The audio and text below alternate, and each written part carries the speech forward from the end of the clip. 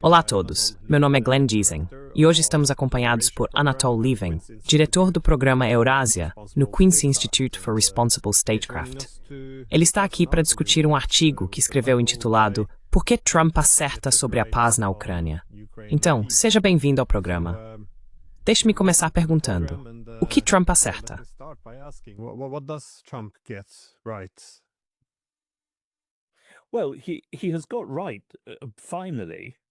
Bem, ele finalmente acertou ao dizer que não faz sentido buscar um cessar-fogo prévio, tanto porque os russos não vão concordar com isso, já que seu principal ponto de pressão é o avanço no terreno. Se eles pararem, que pressão adicional poderiam exercer sobre a Ucrânia? Mas também porque um cessar-fogo prévio, como o próprio Trump agora disse, um cessar-fogo que não aborda de fato as causas da guerra e as questões subjacentes, e não põe um fim definitivo ao conflito, não será estável e corre o risco de explodir novamente no futuro. Então quero dizer, o lamentável é que isso deveria ter ficado claro desde o início, e Trump perdeu muito tempo, meses e, claro, milhares de vidas russas e ucranianas insistindo em algo que, na verdade, não iria acontecer. Pushing for something which was not in fact going to happen.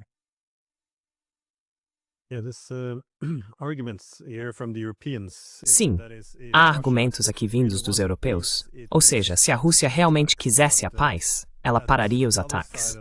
Mas, por outro lado, quem contestaria que o único motivo pelo qual agora se considera restaurar a neutralidade da Ucrânia, em outras palavras, sem OTAN, é simplesmente porque os russos estão avançando? Então é um argumento interessante. Bem, não interessante. Estranho de se fazer. Mas, como sugere, parece que Trump voltou ao ponto de partida, porque no início de fevereiro, ele estava defendendo, ou melhor, Hegseth estava, que o acordo poderia ser resolvido, mas teria que não haver OTAN, haver concessões territoriais e garantias de segurança.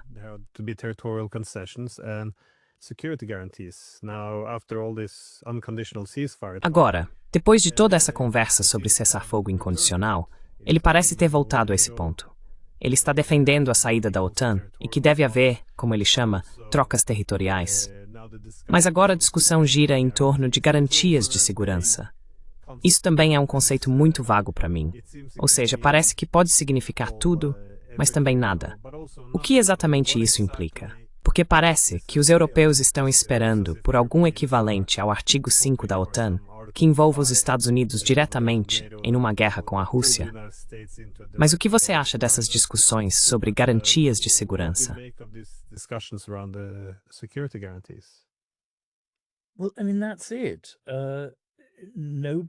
Bem, quero dizer, é isso. Ninguém realmente conseguiu definir o que isso significa.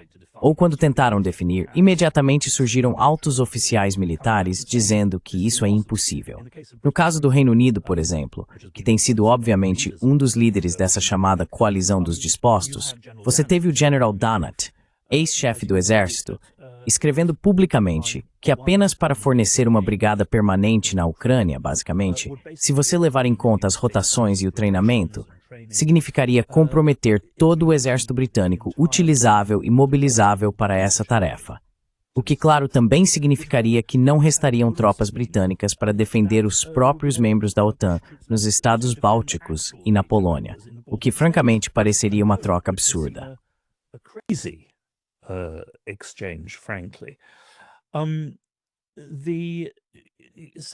Então você tem essa ideia de uma pequena força de dissuasão. Mas uma força de dissuasão implica, bem, não só implica, como diz explicitamente, que isso exigiria o que Starmer chamou de um respaldo dos Estados Unidos.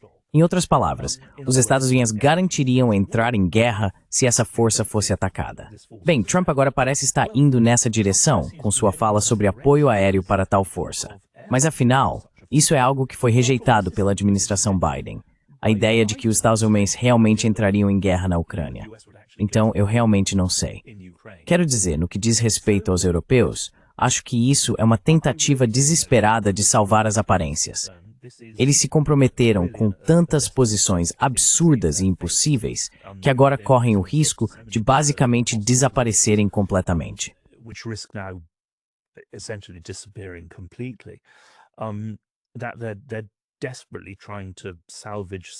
Eles estão desesperadamente tentando salvar algo dos destroços de todo de seu prestígio, francamente. Mas eu não entendo por que Trump parece estar se movendo nessa direção, a menos que ele tenha. Mas também porque, quero dizer, houve sugestões de Trump de que Putin aceitou isso. Aceitou a ideia de uma força europeia na Ucrânia. Bem, tudo o que posso dizer é que se Putin fez isso, isso contradiz totalmente tudo que ele e o establishment russo vêm dizendo há anos. E isso indicaria, se for verdade, que obviamente a Rússia está muito mais pessimista quanto às suas chances militares na Ucrânia. Mas realmente não tenho certeza se Trump está sendo preciso sobre isso ou se entendeu a posição russa.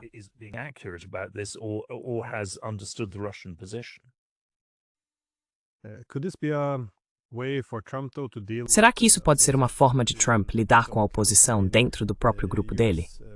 Quero dizer, o establishment político dos Estados Unidos não está totalmente de acordo com essa iniciativa de paz. Os europeus, claro, são fortemente contrários a ela. Zelensky também está resistindo. Sempre fica a dúvida se isso é uma inconsistência do Trump, ou se ele está apenas tentando puxá-lo junto. Já levantei esse ponto antes, em uma entrevista diferente com um ex-colega meu, Fyodor Lukyanov. Ele argumentou que, não faz muito tempo, os ucranianos se recusavam mesmo a conversar com os russos. Eles não queriam sentar à mesa com eles.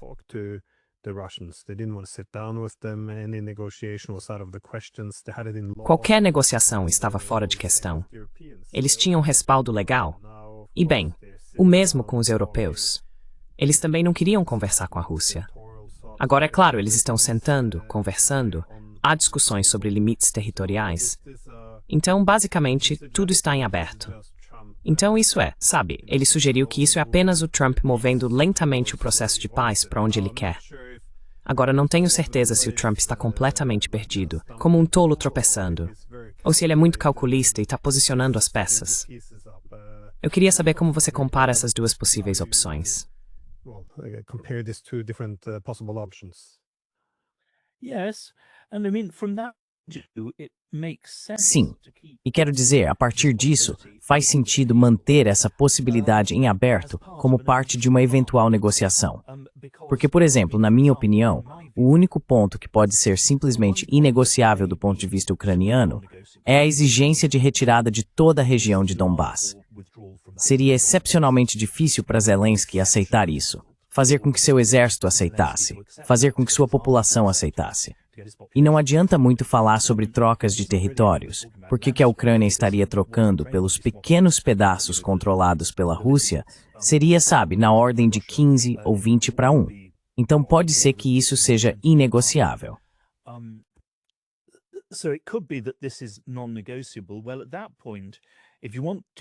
Bem, nesse ponto, se você quer que os russos abandonem essa exigência, assim como já abandonaram a exigência de retirada completa da Ucrânia de Zaporizhia e Kherson, você precisa oferecer algo em troca.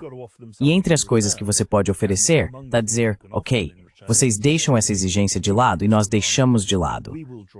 Bem, se os Estados Unidos retirarem seu apoio, ou qualquer apoio, a uma força europeia na Ucrânia, então como os líderes europeus já deixaram claro, essa força nem megdaquinse, etc. os textvalad spent roads in Ucrânia, etc. poderia ser um quarantorten cord, halor no futuro. A reasonable deal in future. Yes. Sim. Eu estava me perguntando, por que a questão da OTAN parece estar meio travada? Não há como isso avançar. Mas a questão territorial, como você sugeriu, parece ter alguma margem de manobra. Como você disse, se congelarem as linhas de frente em Kherson e Zaporizhia, é uma coisa. Mas se os ucranianos não aceitarem, se for doloroso demais abrir mão de cidades importantes como Sloviansk e Kramatorsk, talvez a resposta russa seja, bem, voltaremos daqui a 2 meses e discutiremos isso de novo. Porque no momento, Pokrovsk está desmoronando e vemos Konstantinivka. Pokrovsk is falling apart and we see Konstantinivka. Also the Russians, if I'm not mistaken, entered Konstantinivka. Além disso, os russos, se não me engano, entraram em Konstantinivka nas últimas 24 horas. Então, se essa cidade cair, eles já podem começar a cercar tanto Kramatorsk quanto Sloviansk. Se for esse o caso, também avançando pelo norte através de Lyman, então Donetsk pode cair em breve. E novamente, mais cedo ou mais tarde, eu daria um prazo de 2 meses, mas Luhansk já está o quê? 99% sob controle russo de qualquer forma. Será que os russos simplesmente sugeririam: voltaremos em 2 meses, então não será mais doloroso porque vocês já não terão mais o território? Parece difícil imaginar que eles desistiriam do Donbass, pois isso parece muito crítico para eles. It looks very critical to them. Well, as I say, it could depend on what they get in Bem, return. como eu disse, isso pode depender do que eles receberem em troca. Lembre-se de que o Ocidente tem muito a oferecer. Até agora, por exemplo, os europeus ainda estão falando em não aliviar as sanções tão cedo.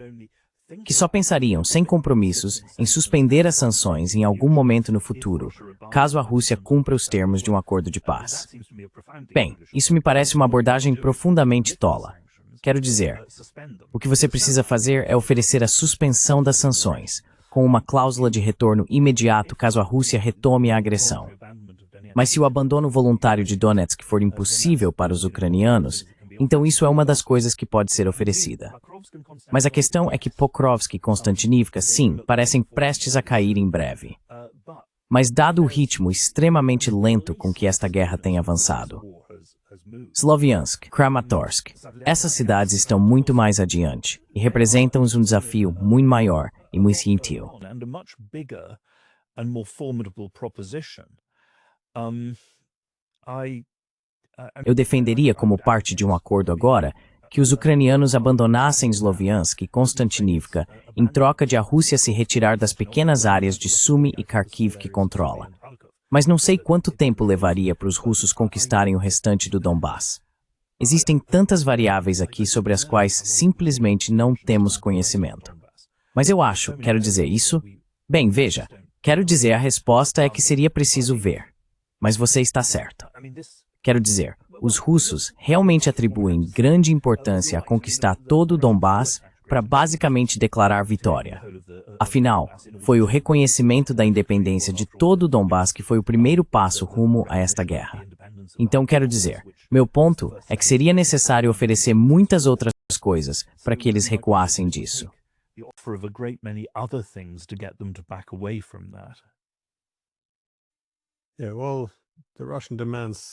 Sim, bem, as exigências russas certamente são muito altas, o que é uma das razões pelas quais é muito difícil atendê-las.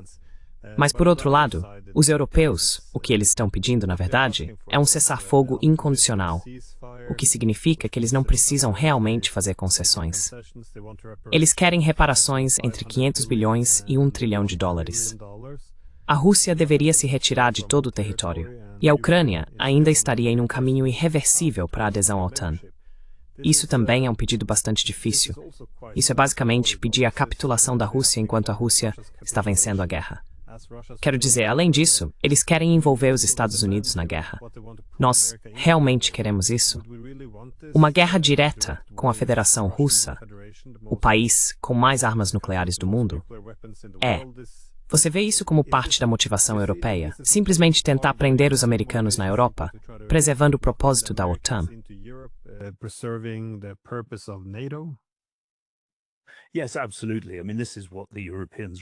Sim, absolutamente. Quero dizer, é isso que os europeus realmente querem fazer. Eles querem prender os americanos na Europa e garantir o apoio a uma Ucrânia anti-russa como uma espécie de posto avançado da Europa. Quero dizer, eu acho que, e na verdade, sem que eles digam isso abertamente, a exigência de retirada completa da Rússia já saiu da pauta. Quero dizer, isso só saiu da pauta porque, como você disse, os russos estão ganhando gradualmente e porque Trump tirou isso da mesa. Quero dizer, se não fosse pelas iniciativas de Trump, os europeus ainda estariam insistindo nessas linhas absurdas e completamente inatingíveis.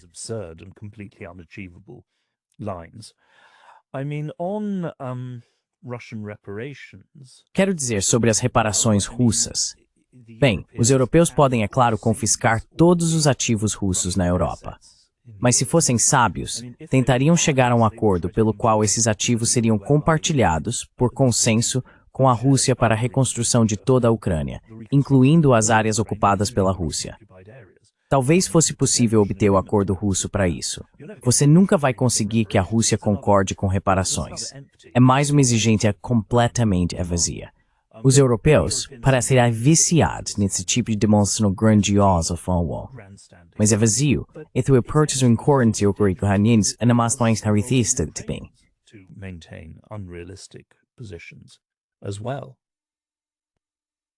Yeah, that was the interesting meeting with Zelensky. Foi uma reunião interessante com Zelensky, trazendo todos os líderes europeus com ele como apoio.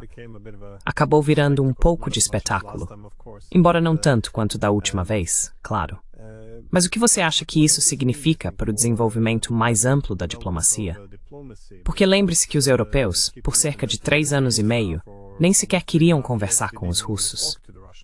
Eles se posicionaram como se isso fosse uma decisão moral. Você não conversa com o invasor. Você acha que isso pode desmoronar agora que, bem, Trump estendeu o tapete vermelho? Quero dizer, se você é o único tentando isolar a Rússia, no fim das contas, vai acabar se isolando, não?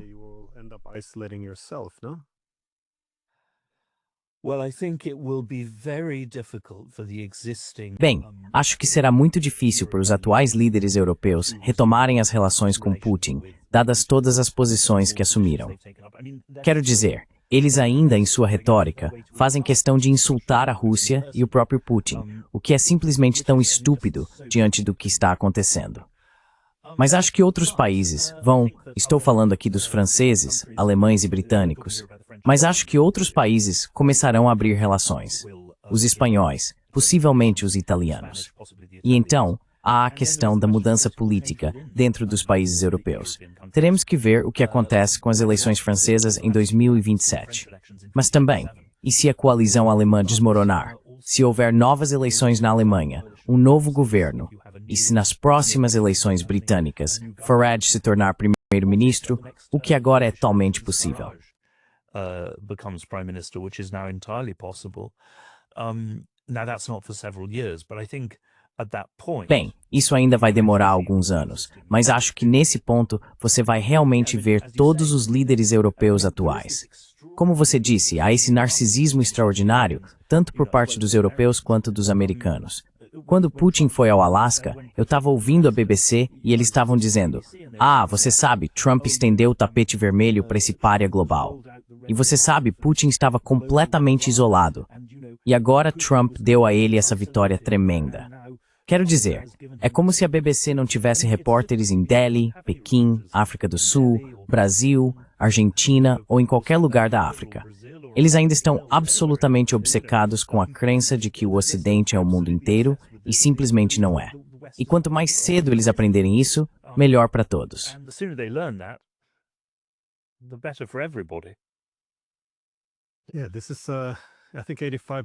Sim, acho que cerca de 85% da população mundial vive em países que não sancionaram a Rússia. Então está se tornando um pouco eurocêntrico demais, considerando o quão pequeno e decrescente é o papel que a Europa desempenha. Mas há algumas contradições, no entanto.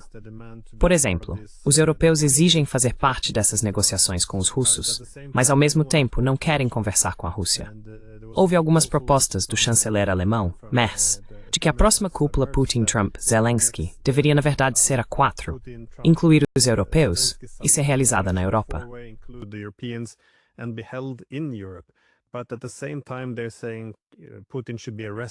Mas, ao mesmo tempo, eles estão dizendo que Putin deveria ser preso assim que chegasse à Europa. Mesmo que retirassem a possibilidade de prisão, tudo isso, previsivelmente, seria um longo esforço para humilhar Putin, menosprezar a Rússia, talvez tentar fazer Trump enxergar como a Rússia é fraca ao humilhá-los publicamente. O que eles estão propondo parece simplesmente um desastre diplomático. Você acha que os americanos também querem manter a Europa completamente fora dessa situação?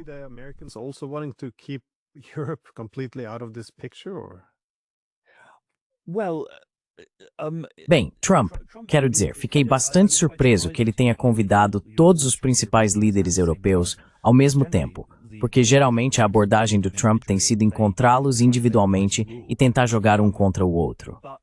Mas sim, acho que é exatamente isso. Eles estão desesperados para serem vistos como participantes ativos, Mas na verdade, não tem nada de concreto a propor. Além de como Mears fez, continuar insistindo em um cessar-fogo prévio que não vai acontecer, e em uma força europeia que quase certamente não pode acontecer. Então essa sempre foi a minha opinião.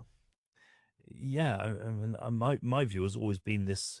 Look, as in all the great negotiations. Veja, como em todas as grandes negociações da Guerra Fria, com exceção de Helsinki, é claro, mas aquilo foi diferente.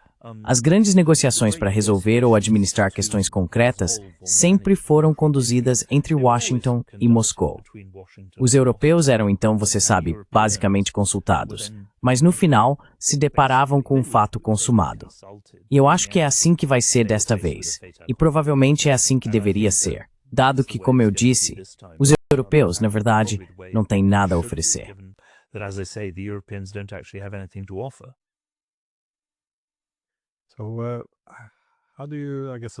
Então, como você, acho que essa é a última pergunta, como você vê o fim dessa guerra? Pessoas como John Mearsheimer insistem que as posições estão distantes demais, que realmente não pode haver paz, que teria que ser resolvido no campo de batalha. E até recentemente, eu teria concordado totalmente com isso. Mas com os novos esforços agora, com Trump se encontrando com Putin, se ele estiver alinhado com a posição russa, novamente, tanto nos Estados Unidos quanto na Rússia, que são os dois principais atores nesse conflito, se eles estiverem do mesmo lado e só precisarem convencer o Zelensky. Porque uma vez que Zelensky concorde, não há muito que os europeus possam fazer. De repente, já não tenho tanta certeza de que isso precise terminar no campo de batalha, de que não possa haver um acordo de paz. Eu queria saber como você avalia isso e como saber quando os esforços de paz já se esgotaram. When the peace efforts has been exhausted? Well, I mean, my own view. Bem, quero dizer, minha opinião é que os ucranianos não podem se retirar voluntariamente de toda a região de Donbas. Agora, se é claro, a Rússia conquistar toda a região de Donbas, isso deixa de ser uma questão. E aí resta apenas saber se a Rússia vai retomar suas exigências por ainda mais. Mas me disseram russos, desde o início da guerra, que a visão deles era que se a Rússia conseguisse tomar toda a região de Donbas, isso seria suficiente para Putin declarar vitória. Quero dizer, no que diz respeito aos Stasi, me parece que se Trump pudesse oferecer uma série de coisas concretas em outras áreas, em troca de a Rússia desistir da exigência por toda a região de Donbas agora, então, na verdade, o caminho para um acordo de paz fica bastante claro. Is pretty clear. Trump has said there will be no NATO enlargement. There can't be NATO. Trump disse que não haverá ampliação da OTAN. Na verdade, não pode haver ampliação da OTAN, porque ninguém está disposto a lutar pela Ucrânia. O mesmo vale para essa força europeia na Ucrânia. Trump está em posição de suspender muitas das sanções dos Estados. Claro, os direitos da língua russa na Ucrânia são algo que deveríamos exigir de qualquer forma, se realmente formos minimamente fiéis à nossa própria crença europeia, declarada no multiculturalismo, na democracia pluralista e assim por diante.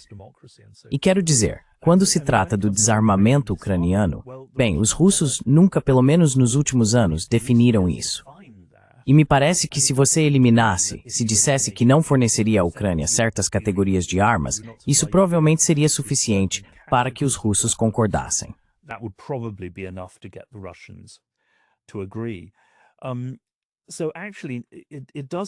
Na verdade, agora me parece que há uma possibilidade real de um acordo de paz, mas isso precisa partir de Washington. Tem que ser algo concreto.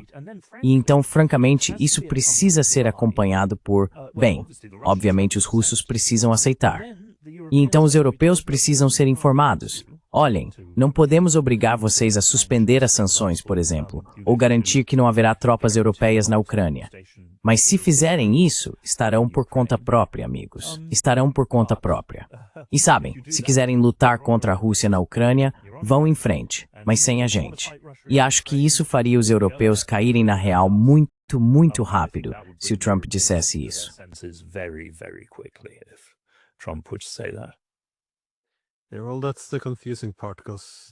Bem, essa é a parte confusa, porque eles fazem essas exigências maximalistas, mas não tem mais nada com que possam sancionar. Eles não têm poder militar. Eles não têm vontade política para ir e lutar contra os russos. Simplesmente não têm cartas para jogar. Mas mesmo assim estão jogando de forma incrivelmente dura e absurda. E é muito difícil entender de onde isso está vindo. Se os americanos estão desistindo deles, dizendo, bem, estamos fora disso, esse é basicamente todo o poder dos europeus. O fato de sempre termos tido os americanos ao nosso lado.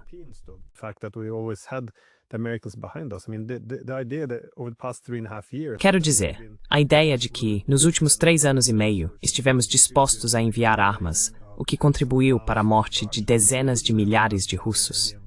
Nunca teríamos feito nada disso se os americanos não tivessem nos apoiado. Mas ainda assim, quando os americanos estão recuando, a retórica na Europa ainda não parece estar mudando.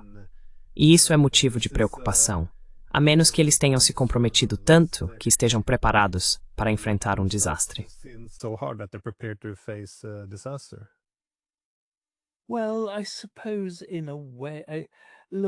Bem, eu suponho que de certa forma, olha, quero dizer, para que realmente serviram todos esses órgãos de segurança na Europa durante todas essas décadas? Foi para escrever. Foi para escrever relatórios intermináveis e documentos de análise, muitos deles totalmente, não tanto fantasiosos, mas quero dizer, soviéticos, em seu distanciamento de qualquer tipo de realidade ou vontade real. Sempre me lembro de ter passado por um enorme documento alemão, anos atrás, sobre a responsabilidade da Alemanha pela segurança da Ásia Central. E isso numa época em que os alemães estavam profundamente divididos sobre se ousariam enviar um batalhão alemão para ajudar a sustentar a Macedônia do Norte, sabe? Contra a ameaça de uma guerra civil lá.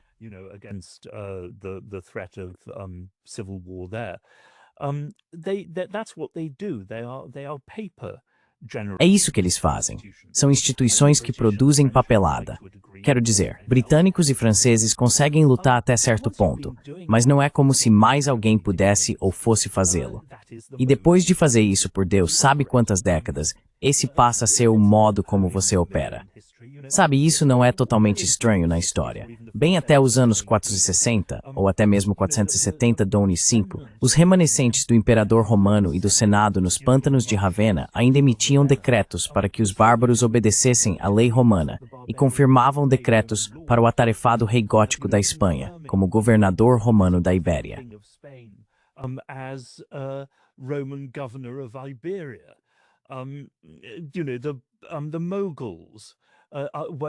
Sabe, os mogóis, depois de já terem se tornado dependências britânicas sob uma guarnição britânica, ainda emitiam firmas, nomeando governadores que na verdade haviam sido escolhidos pelos britânicos. Mas é isso que projetos imperiais exauridos fazem. Eles geram papelada. E acho que é isso que os europeus estão fazendo. Não me lembro quem foi que caracterizou a mentalidade europeia central como uma de megalomania impotente, o que, na verdade, resume muito bem a situação.